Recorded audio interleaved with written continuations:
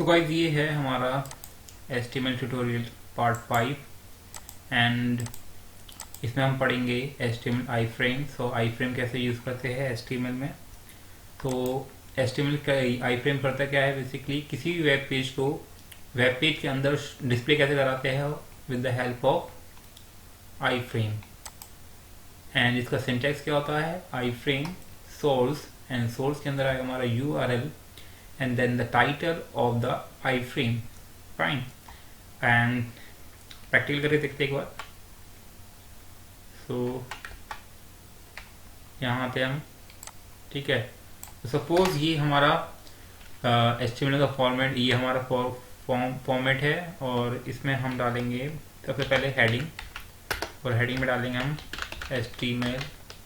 HTML tutorial, और यहाँ आएगा हमारा iframe, और iframe में हम सोर्स डालेंगे जो हमने पहले से वेब पेजेस बना रखे हैं। जैसे कि मैंने एक टेबल का बना रखा है, इसे यूज़ करता हूँ।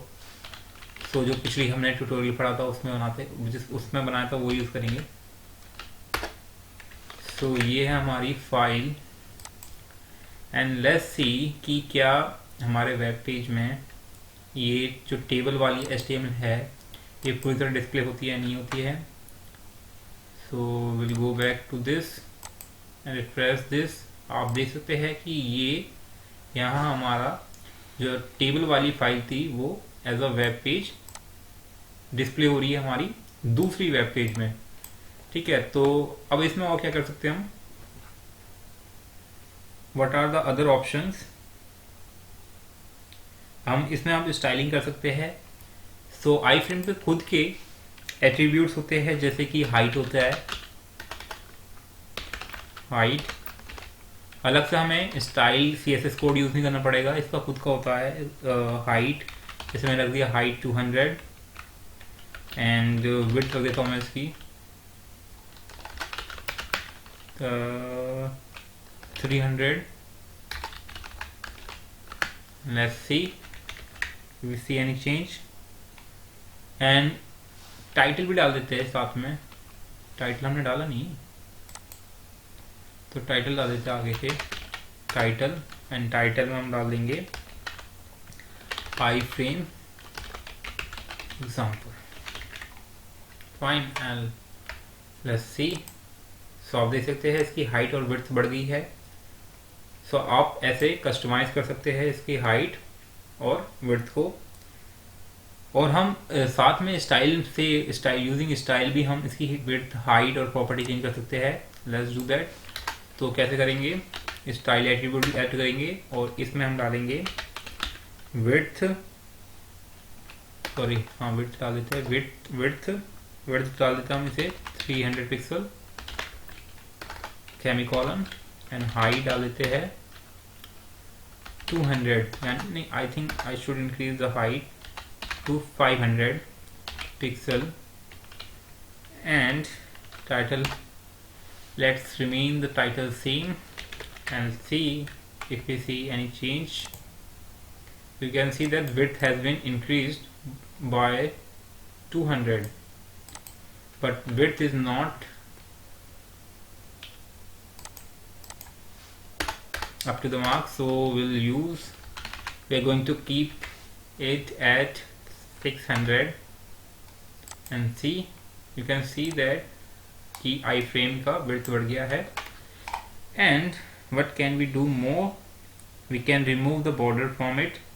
so इसके लिए हमें क्या करना पड़ेगा, स्टाइल में एक और टैग ऐड करना पड़ेगा और इसका नाम लगाना पड़ेगा बॉर्डर, और यहाँ इसकी वैल्यू डालनी पड़ेगी हमें नन और सेमीकोलन। तो जो ये बॉर्डर आ रहा है इसमें ये हट जाएगा। तो लेट्स सी। तो आप देख सकते हैं बॉर्डर पूरी तरह हट गया और ऐसा लग रहा है कि इसी में ये पेज है। फाइन, और क्या चीजें कर सकते हैं, और हम किसी वेबसाइट को टारगेट कर सकते हैं, ठीक है। So let's do that. तो उसके लिए आपको करना पड़ेगा गाइस,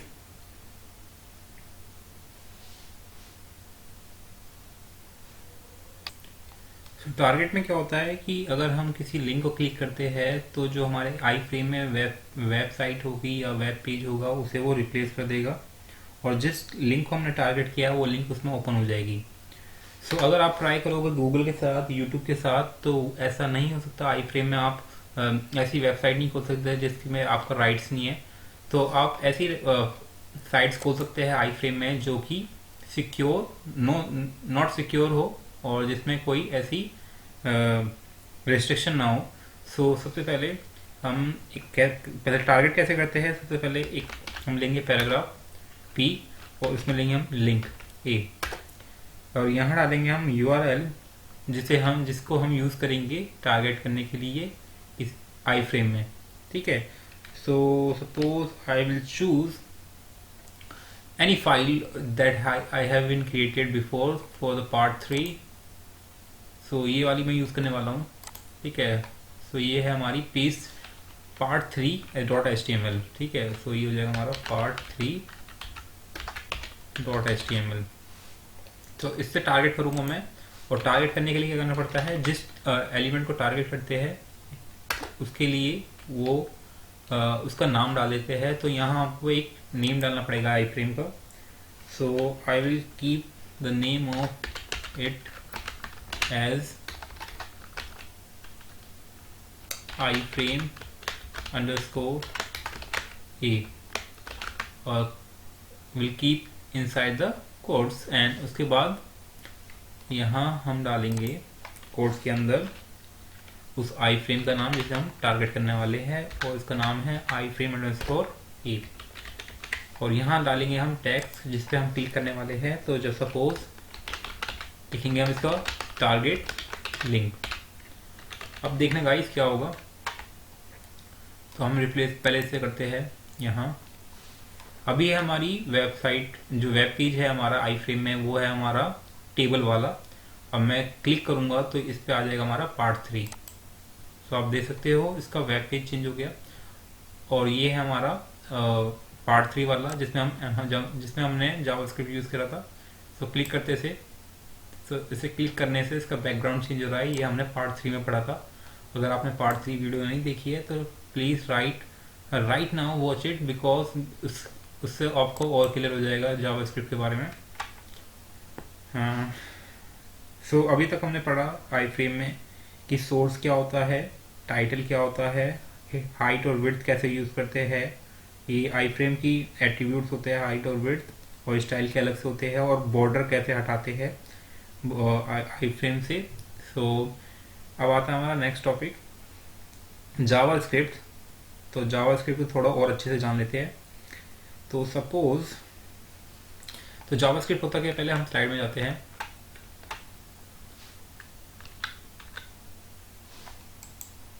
तो जावास्क्रिप्ट गाइस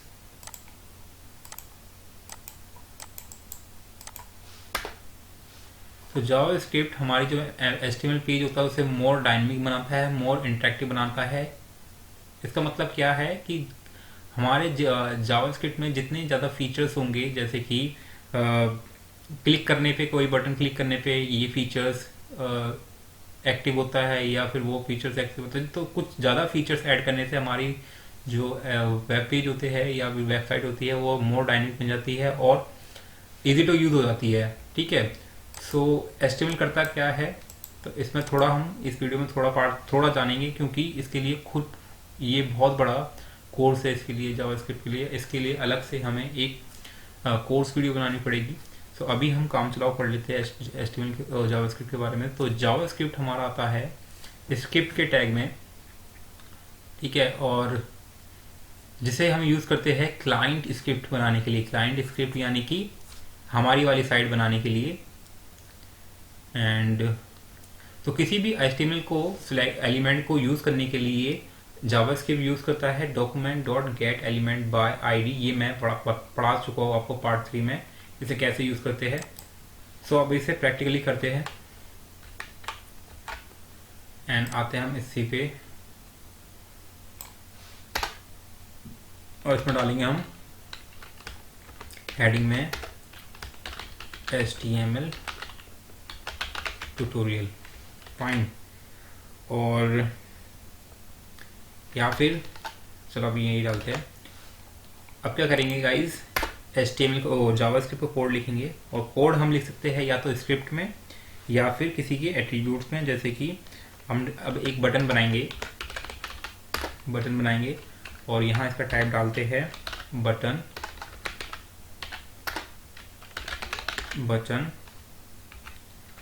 एंड यहाँ आ जाएगा इसका ऑन क्लिक, जहाँ क्लिक करने पे क्या फंक्शनलिटी होती है। तो जैसे कि हम यूज़ करेंगे जावास्क्रिप्ट का function document dot gate element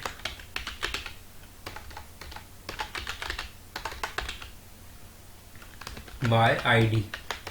तो मतलब एलिमेंट को लेना बाय आईडी, और आईडी सपोज गाइस इसकी है एलिमेंट की डेमो। ठीक है, एंड ये हो गया हमारा। ये कैसा है ये, हाँ। सो इसे ब्रैकेट को बंद कर देते हैं और आता है हमारा यहाँ डॉट। और अब इसका हम एलिमेंट चेंज करेंगे या फिर इसकी वैल्यू चेंज करेंगे, टेक्स्ट चेंज करेंगे। तो कैसे करेंगे, इनर HTML।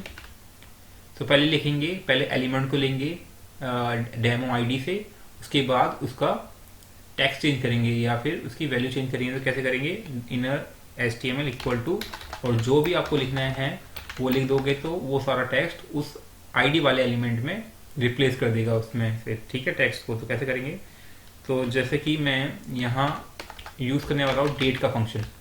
तो डेट का फंक्शन क्या करता है, जो राइट नाउ करंट डेट है, टाइम है, वो प्रिंट कराता है। सो अब इसे कोड से बंद कर देते हैं। फाइन, आई थिंक बटन ये इसका कोड ये रहा, ये एक्स्ट्रा कोड कहाँ से आ रहा है। अब ठीक है, सारे कोड्स बराबर है। उसके बाद आता है हमारा, अब बटन का नाम भी डालना पड़ेगा, जैसे कि टेक्स्ट डालना पड़ेगा जो बटन पे रहता है। तो click me to display date and time. अब गाइस जिसका हमें टेक्स्ट चेंज करना है या टेक्स्ट रिप्लेस करना है, तो हमने तो डिसाइड नहीं किया अभी तक। तो क्या कर सकते हैं, हम हेडिंग का करेंगे चेंज। ठीक है, और हेडिंग की आईडी डाल देते हैं हम ID equal to demo. Fine, and will see can we change the title of HTML। Right now title is HTML tutorial, and we'll click this button to replace it with the date and time. So you can see that the heading has been replaced by date and time. So right now the date है हमारी 1 फरवरी है, और time हो रहा है हमारा रात के 1:10, और ये है इंडिया का स्टैंडर्ड टाइम। ठीक है, सो हम इसका मतलब क्या है, हम जावास्क्रिप्ट से क्या चेंज कर सकते हैं, एलिमेंट का कंटेंट। अब और क्या कर सकते हैं हम इससे जावास्क्रिप्ट से हम चेंज कर सकते हैं किसी भी एलिमेंट का स्टाइल भी चेंज कर सकते हैं। Let's do that. तो उसके लिए हमें क्या करना पड़ेगा, सो जो ये हमने चेंज करा था इनर HTML, इसकी जगह हम कुछ और लिखेंगे।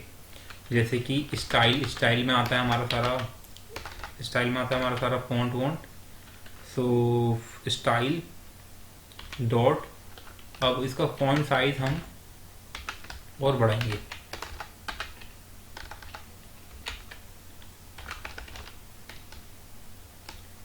तो फर्स्ट लेटर है वो स्मॉलेस्ट होगा, और यहाँ आ जाएगा ब्रा, और यहाँ डाल देते हैं फॉन्ट साइज हम 300, 400, 500 बड़ा करेंगे और टेक्स्ट को।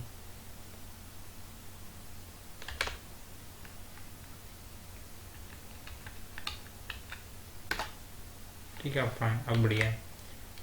और इसे हटा देते हैं टेक्स्ट को, और यहाँ डाल देते हैं हम click me.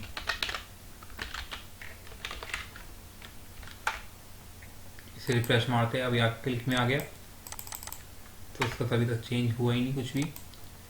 So will see something.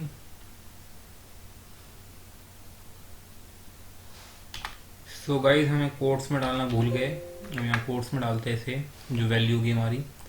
तो सपोज मैंने क्या करा बताया 500 and save it. Let's go back, refresh it and यहाँ क्लिक करेंगे तो आप देख सकते हैं इसका फ़ॉन्ट साइज बड़ा हो गया। और क्या चेंज कर सकते हैं हम इसका, और चेंज कर सकते हैं हम इसको, कलर चेंज कर सकते हैं। तो लेट्स चेंज द कलर। तो हमें ये प्रॉपर्टी हटानी पड़ेगी और वहाँ चेंज हो जाएगा। सो कलर डाल देते हैं, कलर क्या रखते हैं हम इसका, रेड कर देते हैं।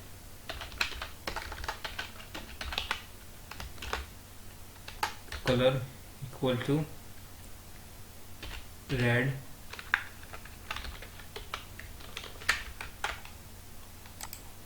रिफ्रेश, क्लिक करेंगे। अब ये हो गया कलर गाइस, रेड हो गया इसका। सो हम इसमें काफ़ी चीज़ें कर सकते हैं जावास्क्रिप्ट से ऑन वन क्लिक, ठीक है। और आप इसके एट्रीब्यूट्स भी चेंज कर सकते हैं, जैसे कि इमेजेस चेंज कर सकते हैं, वो आप करना गाइस। एंड सपोज कोई वेबसाइट स्क्रिप्ट सपोर्ट नहीं करती है, या कोई ब्राउज़र सपोर्ट नहीं करता है, तो उसके लिए आप क्या कर सकते हैं, उसके लिए आप क्या कर सकते हैं, एक मैसेज छोड़ सकते हैं यूज़र के लिए। और वो मैसेज कैसे शो करेगा, क्योंकि स्क्रिप्ट का तो कोई मैसेज शो करेगा नहीं। तो आप यहाँ लिख सकते हैं, इसके लिए टैग होता है एक, नो स्क्रिप्ट। और यहाँ आप उसके लिए मैसेज लिख सकते हैं यूज़र के लिए, sorry your browser does not support Java script, ठीक है।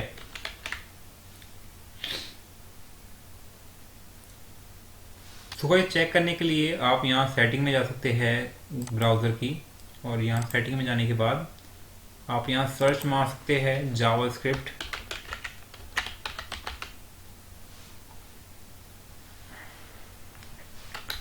आई थिंक आई रोट, तो ये आ गया। यहाँ जाएंगे, स्क्रॉल डाउन करेंगे, यहाँ आ गया हमारा जावास्क्रिप्ट, और यहाँ से डिसेबल मारेंगे एंड विल सी कि क्या ये मैसेज शो करता है। तो आप देख सकते हैं इसने बता दिया मुझे कि sorry your browser does not support JavaScript. जो हमने टैग यूज़ करा था नो स्क्रिप्ट के लिए, वो यहाँ सक्सेसफुली शो कर रहा है। अब इसे यहाँ से इनेबल कर देंगे, क्योंकि ये रिकमेंडेड है हमारा, पहले से शो कर रहा है। तो जो कि जावास्क्रिप्ट के जो फीचर्स होंगे आपके वेबसाइट में शो नहीं करेंगे उसके बाद, इसलिए हमें हमेशा इसे इनेबल करके रखना पड़ता है।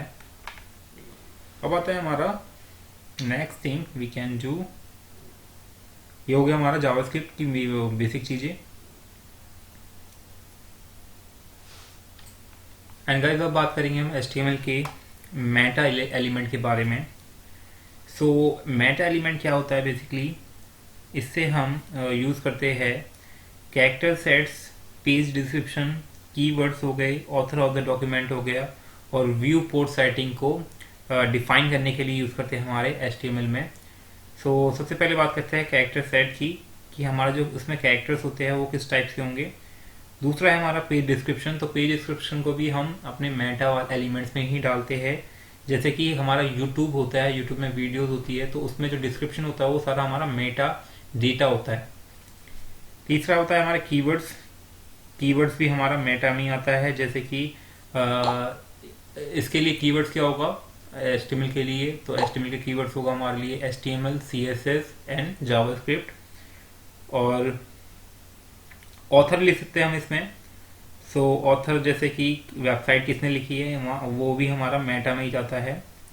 और रिफ्रेश रेट भी डाल सकते हैं कि कितने सेकंड्स बाद हमारी जो वेबसाइट है वो रिफ्रेश होनी चाहिए, वो भी हमारा मेटा में ही आता है। तो हम यूज़ करते हैं मेटा, और मेटा आता है हमारा हेड वाले सेक्शन में ही। तो लेट्स डू दैट। सबसे पहले हम डालेंगे मेटा के लिए मेटा, एंड यहाँ आएगा हमारा कैरेक्टर सेट, और इसमें आता है हमारा UTF-8 ठीक है, ये इसका स्टैंडर्ड कैरेक्टर सेट होता है और से यूज करते हैं हम। दूसरा होता है हमारा मेटा नेम, और यहाँ डालेंगे हम, तो नेम में क्या आता है हमारे किस टाइप का मेटा है।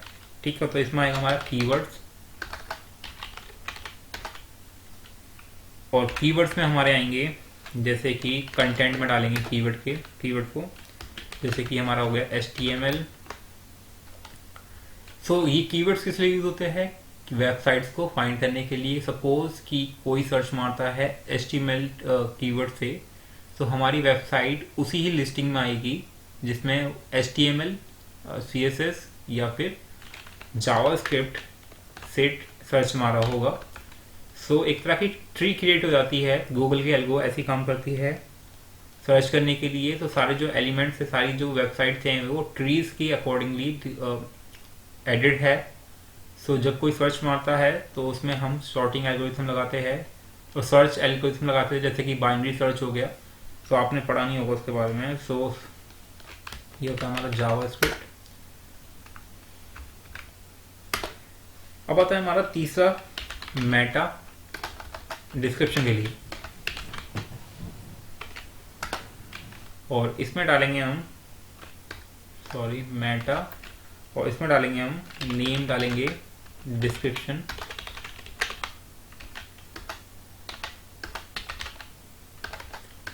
डिस्क्रिप्शन, और यहाँ आएगा हमारा कंटेंट। अगेन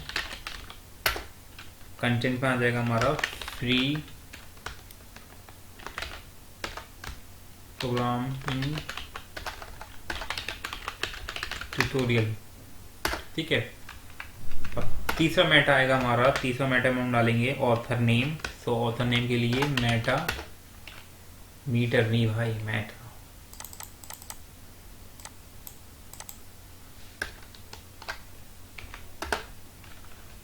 ये अपने आप सेट कर लेता है। और इसमें आएगा हमारा नेम में ऑथर,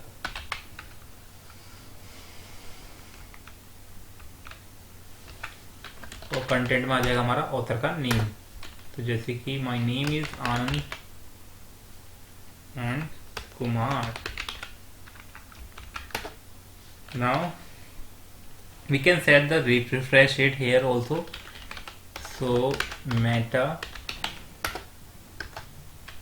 और यहाँ आ जाएगा हमारा HTTP इक्विवेलेंट, ये कोई इसमें एट्रीब्यूट होता है रिफ्रेश के लिए। तो और यहाँ डालेंगे हम रिफ्रेश, और जाएगा हमारा कंटेंट में डाल देंगे हम सेकंड्स। ठीक है, तो 30 सेकंड्स। एंड एक और है हमारा मेटा, जिसे हम यूज करते हैं व्यू पोर्ट के लिए। सो व्यू पोर्ट का क्या गाइस होता है, जैसे कि हम पीसी में खोलते हैं तो जो हमारी फाइट होती है वो पूरी विड्थ लेती है, लेकिन जब छोटे डिवाइस में खोलते हैं तो जितना विड्थ होती है उतनी ही लेनी पड़ती है। जिसके लिए अगर आपको इसको रिस्पॉन्सिव बनाना है कि मोबाइल में भी उसी तरह ओपन हो जाए, और या फिर मोबाइल में या फिर लैपटॉप में या पीसी में पूरी विड्थ ले, और मोबाइल में पूरी विड्थ ले, और हमारे टैबलेट में भी पूरी विड्थ ले, उसके लिए आपको यहाँ मेटा में व्यू पोर्ट ऐड करना पड़ता है। सो उसके लिए कैसे करेंगे, Meta, I got frustrated by this Meta, और इसमें आ जाएगा हमारा नेम में व्यू पोर्ट, और कंटेंट में डालेंगे विड्थ।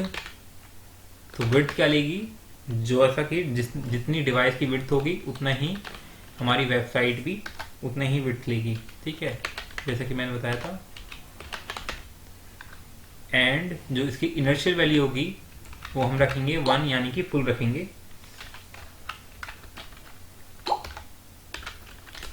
इनर्शियल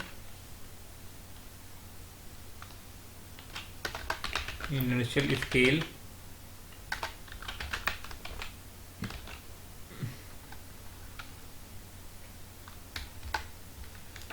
1.0। तो ऐसे हम ऐड करते हैं किसी भी वेबसाइट में मेटा डेटा और मेटा एलिमेंट। ठीक है, सो अब आता है हमारा नेक्स्ट थिंग,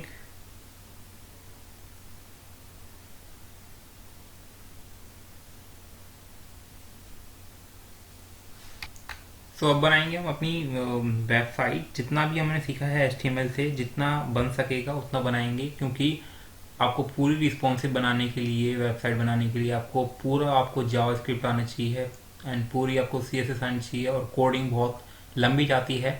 तो सबसे पहले हम थोड़ी सी वेबसाइट बनाते हैं, उससे फिर आपको अगले जब हम जावास्क्रिप्ट पूरी तरह सीख जाएंगे फिर एक पूरी कंप्लीट वेबसाइट बना के दिखाएंगे। ठीक है, तो अभी हम काम चलाओ वेबसाइट बनाते हैं। सो सबसे पहले इसे पूरी तरह से हटा देते हैं। ठीक है, और आएगा हमारा HTML। टाइटल डालेंगे हमारा, इसमें टाइटल डालेंगे हमारी फर्स्ट वेबसाइट, फाइन। और यहाँ आएगा हमारा कोड,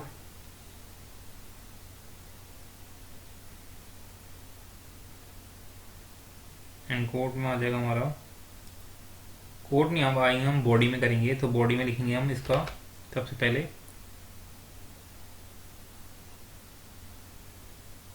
बॉडी में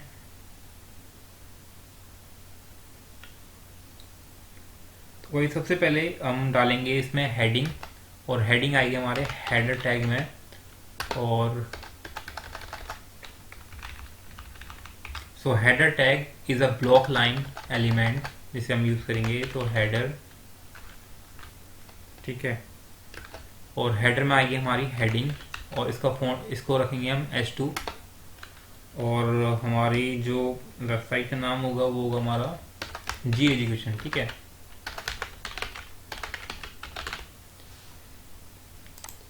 दूसरी चीज क्या है, अब इसमें हम यूज करेंगे, अब इसमें बनाएंगे हम जो नेविगेटर होता है वो यूज करते हैं। सो सबसे पहले हम डालेंगे इसमें सेक्शन, क्योंकि सेक्शन वाइज चाहिए, और सेक्शन में आएगा हमारा नेविगेटर, जो कि ऊपर होते हैं होम, कॉन्टैक्ट, ये सारे नेव में आते हैं। और यहाँ आएगा हमारा एक लिस्ट डालेंगे इसमें हम, जो होगी अनऑर्डर लिस्ट। ठीक है, तो अनऑर्डर लिस्ट के लिए क्या टैग होता है हमारा UL,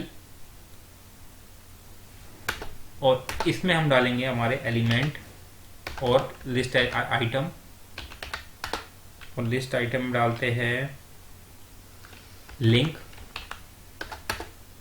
और लिंक के रेफरेंस में डालते हैं हम हैश, क्योंकि अभी हमारे पास कोई वैलिड लिंक नहीं है। एंड और यहाँ डालेंगे हम लिंक में नाम, जैसे कि होम, फाइन।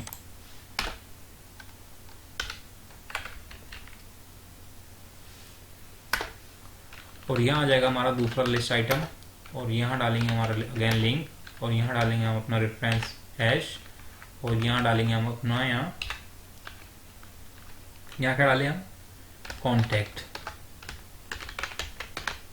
ठीक है, next thing what we can do, again यहाँ डालेंगे लिस्ट एलिमेंट आइटम, एंड यहाँ आएगा हमारा हाइपर लिंक, एंड देन यहाँ हैश, और यहाँ आएगा हमारा लिंक का टेक्स्ट, यानी कि अबाउट। ठीक है, और यहाँ से हमारी ये लिस्ट कंप्लीट हो जाती है। अब दूसरा आता है हमारा नेविगेटर का टैग भी खत्म हो गया। अब आता है हमारा आर्टिकल। सो आर्टिकल में हम अपना आर्टिकल लिखेंगे,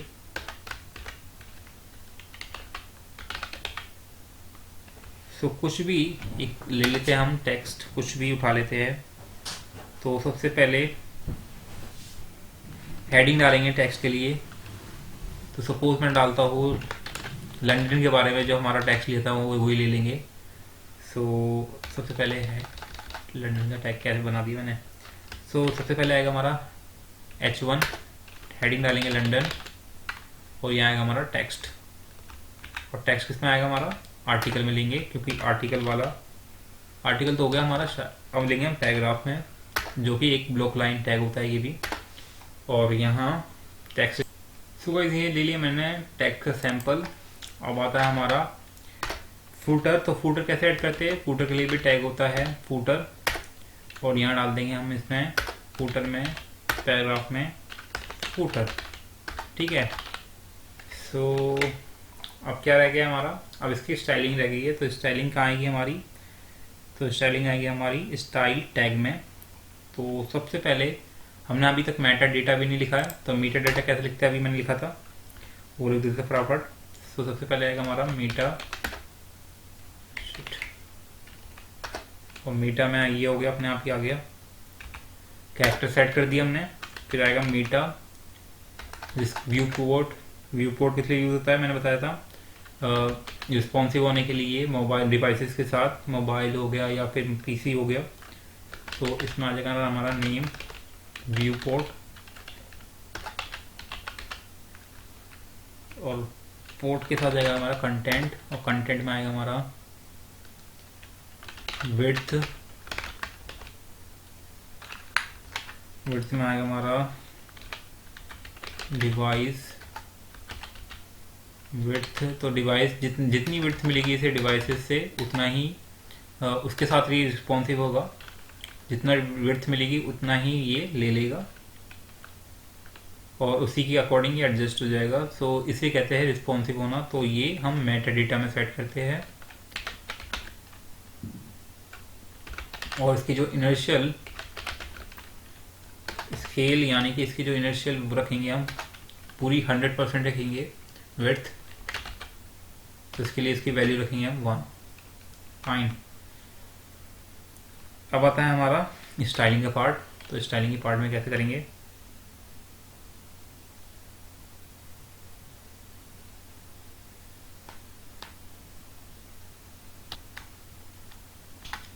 तो सबसे पहले डालेंगे हम स्टाइल का टैग, और यहाँ आएगा हमारा स्टाइल का टैग। और सबसे पहले डालेंगे हम बॉडी का, चेंज करेंगे बॉडी का। अब बॉडी में हम इसकी फॉन्ट फैमिली चेंज कर देंगे पहले, और फॉन्ट फैमिली कर देते हैं हम इसमें Arial. Fine. Arial, Helvetica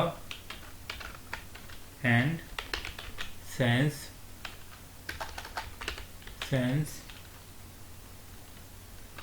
serif. ठीक है। तो ये हमारे 3 फॉन्ट हमने ऐड कर दिए इसमें। अब आता है हमारा हेडिंग का स्टाइलिंग। तो ये कैसे यूज करते हैं, ये यूज होता है इसमें। ठीक है। सो अब आता है हमारा हेडर। सो हेडर को चेंज करेंगे, हेडर की प्रॉपर्टी सबसे पहले डालेंगे इसमें बैकग्राउंड, और इसमें वैल्यू डालते हैं हम इसकी 666 #66 हेक्स वैल्यू डालेंगे #66। दूसरा है हमारा पैडिंग, और इसमें डालेंगे हम 30 पिक्सल। तीसरा है हमारा टेक्स्ट अलाइनमेंट, और इसका डालेंगे हम सेंटर। और फिर है हमारा फॉन्ट साइज, और इसमें डालेंगे हम 35 पिक्सल। फिर है हमारा कलर, और कलर में डालेंगे हम वाइट। ठीक है। उसके बाद आता है हमारा नेविगेटर।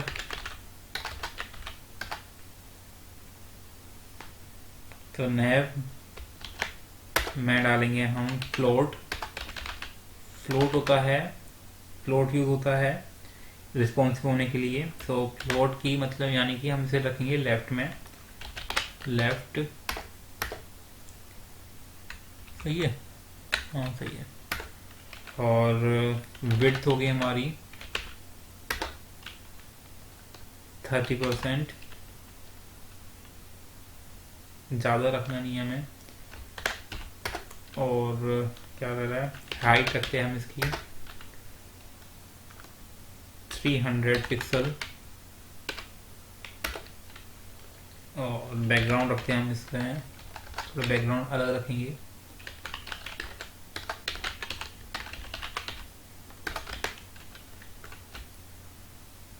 हैश cc वैल्यू, तो ये आप वैल्यू देख के लगा सकते हैं।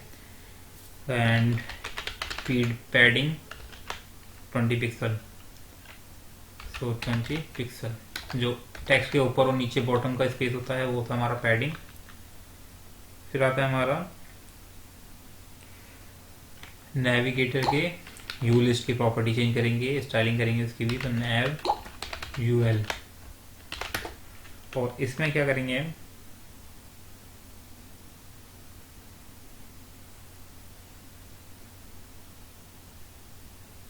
हाँ, तो इसमें क्या करेंगे हम, लिस्ट स्टाइल टाइप,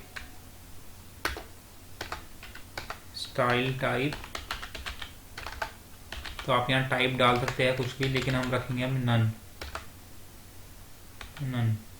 क्या है और ऑप्शन क्या है, नॉर्वेगियन। अच्छा, तो आप डाल सकते हैं जैसे मर्जी, हम चेंज करके देखेंगे एक बार और क्या क्या ऑप्शंस आते हैं। और दूसरा है हमारा पैडिंग हम रखेंगे 0 इसकी। अब आता है हमारा आर्टिकल का,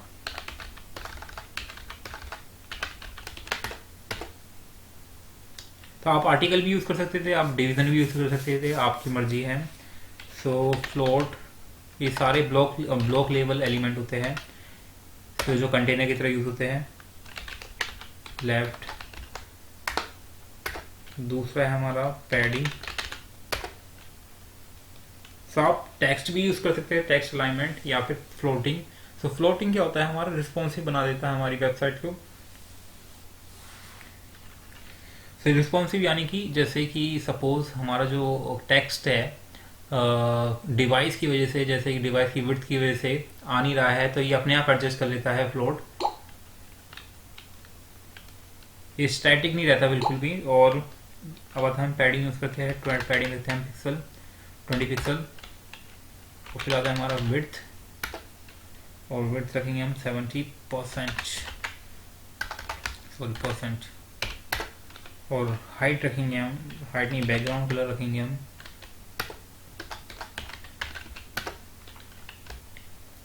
हैश F1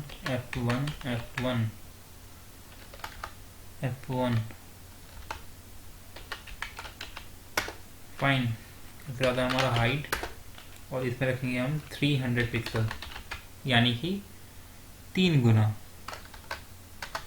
300 पिक्सल। सो परसेंट नहीं है, परसेंट होता है टाइम्स, सो ये गुना नहीं है,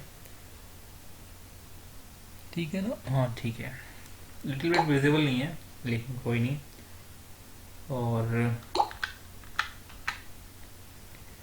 अब आता है हमारा किसका, फिर आता है हमारा सेक्शन, और सेक्शन में हम यूज करेंगे आफ्टर। तो इससे क्या करता है, जो फ्लोट्स होता है कॉलम का, ये क्लियर कर देता है आफ्टर लगाने के बाद। तो आप इसकी प्रॉपर्टी चेंज कर सकते हैं, जैसे कि कंटेंट में हम डालेंगे 2 कोट्स डालेंगे, ठीक है। फिर दूसरा हमारा डिस्प्ले टेबल, फिर तीसरा हमारा क्लियर बोथ। ये हो गया हमारा सेक्शन वाला पार्ट। अब आते हैं हम अपने फूटर पे। फूटर, इसकी भी प्रॉपर्टी चेंज करेंगे, तो इसका भी बैकग्राउंड चेंज करेंगे। सबसे पहले बैकग्राउंड, और इसमें आ जाएगा हमारा हैश वैल्यू 777 एंड पैडिंग डाल देते हैं हम इसमें 10 पिक्सल। फिर आता है हमारा टेक्स्ट अलाइनमेंट,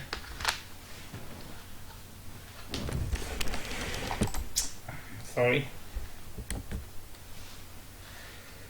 सो टेक्स्ट पिक्सल आ जाएगा हमारा। Guys wait for minute.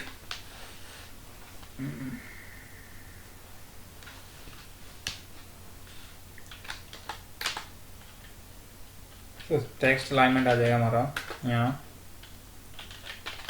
Centre. क्या आता है हमारा कलर तो कलर आ जाएगा हमारा वाइट।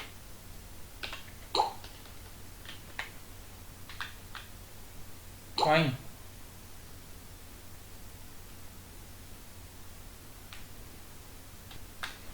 एंड गाइज, अगर आपको रिस्पॉन्सिव लेआउट बनाना है तो उसके लिए एक और प्रॉपर्टी ऐड करनी पड़ेगी विड्थ की।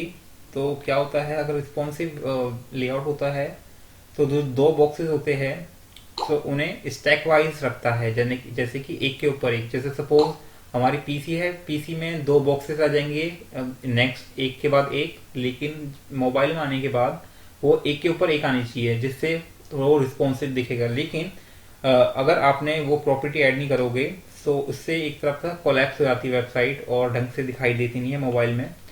तो ये मेरे साथ भी हुआ है। पहले मैंने एक बार बनाई थी वेबसाइट जिसकी वजह से ये प्रॉब्लम आई थी मुझे। फिर मैंने रिस्पॉन्सिव करना सीखा वेबसाइट को। तो रिस्पॉन्सिव कैसे करते हैं, सबसे पहले आपको डालना पड़ेगा, सपोज कोई मीडिया हम ऐड करते हैं, उसके लिए मीडिया, एंड मीडिया में सबसे पहले डालेंगे हम इसमें टेक्स्ट, सॉरी मैक्स, टेक्स्ट बोला मैं, मैक्स। जो मैक्स विड्थ रखेंगे हमें, मतलब इतनी विड्थ मैक्सिमम है हमारी वेबसाइट की, कितनी होगी हमारी 600 पिक्सल। उसके बाद यहाँ आएगा हमारा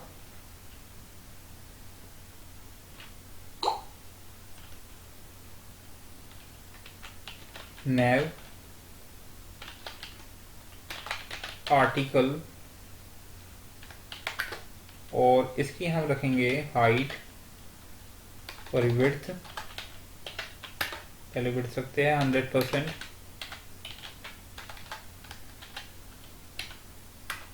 उसके बाद हमारा है हाइट, ये रखेंगे हम ऑटो, तो ये अपने आप एडजस्ट कर लेगा हाइट को। ठीक है, is there semicolon? No, so I have to append it here. So I think we have completed our website and we'll see how it looks like. So हमारा कंटेंट कम है तो डेफिनेटली इसकी वजह से so this is our, so let's see guys कैसी website दिखती है हमारी। सो कुछ ऐसी है हमारी वेबसाइट राइट नाउ। सेव कर रखा हमने नहीं। सो कुछ ऐसी बनेगी वेबसाइट। सो वेबसाइट काफ़ी सही लग रही है, लेकिन थोड़ा बहुत हमें एडजस्टमेंट करनी पड़ेगी और बेटर हो जाएगी। तो सबसे पहले जो ये हमने विड्थ सेट करी है इसके लिए, सो ऐसे हम इसका लेआउट, तो ये अभी तो हमने जितना सीखा है उससे हमारी अभी ऐसी वेबसाइट बनेगी। इसे और रिस्पॉन्सिव बनाने के लिए हम इसमें जावा स्क्रिप्टिंग करनी पड़ेगी, सो और बेटर करने के लिए। तो सबसे पहले so this is our final website. So आप देख सकते हैं कि काफ़ी हद तक अच्छी लग रही है। तो आप क्या कर सकते हैं, सबसे पहले आपको यहाँ ध्यान देना है कि आपका जो हेडर होगा और फुटर होगा दोनों का सेम कलर होना चाहिए और अच्छा दिखने के लिए। हमारा जो बॉडी पार्ट होगा इसका पार्ट कलर भी, बैकग्राउंड कलर भी अलग होना चाहिए। और ये हमारे नेविगेटर्स, सो नेविगेटर अपलाइन में आ गए हैं और यहाँ आप इसकी लिंक सेट कर सकते हैं इसके HR रेफरेंस में जाके। ठीक है, और इसे और डायनेमिक बनाने के लिए आप इनका सबका अलग अलग पर्सनल बैकग्राउंड कलर चेंज कर सकते हैं। कुछ भी, जैसे इसका रेड कर दो, इसका ब्लू कर दो, इसका ब्लैक कर दो, तो आप इससे और ये थोड़े और अलग दिखाई देंगे एंड और सारी चीज़ें कर सकते हैं। सो अभी तक जितना भी हमने सीखा है उससे बस हम इतना ही बना सकते हैं HTML से। सिर्फ HTML और थोड़ा CSS कोड यूज़ करके हम अभी इतना ही बना सकते हैं, जब तक हमें सर्वर साइड वाला सर्वर साइड या फिर सर्वर लैंग्वेज नहीं सीख पाएंगे। जैसे कि पाइथन हो गया, पाइथन नहीं, जैसे कि वो हो गया PHP या फिर जावास्क्रिप्ट, तब तक हम अच्छे से एक मोर रिस्पॉन्सिव और मोर डायनेमिक वेबसाइट नहीं बना सकते हैं। ठीक है, जावास्क्रिप्ट का जो document dot gate ID, gate element by ID, इस एक स्टेटमेंट से इतनी डायनेमिक वेबसाइट नहीं बना सकते जितना। सो उसके लिए आपको और अच्छे से CSS कोड पढ़ना पड़ेगा। तो CSS का भी एक अलग से कोर्स होता है, और उसमें बहुत सारी एडवांस चीज़ें होती है। सो एच के कोर्स में आप वो सब चीज़ कवर नहीं कर सकते, तो एच में जितना हम सीख सकते हैं उतना ही सीख पाएंगे। एंड सो इसी के साथ ये एच का ट्यूटोरियल ख़त्म होता है। एंड 5 पार्ट्स है, अगर आपने प्रीवियस पार्ट नहीं देखे तो उन्हें देखिए, और तब आपको और अच्छे से समझ में आएगा। And I hope you like the video. Thanks for watching. Bye bye.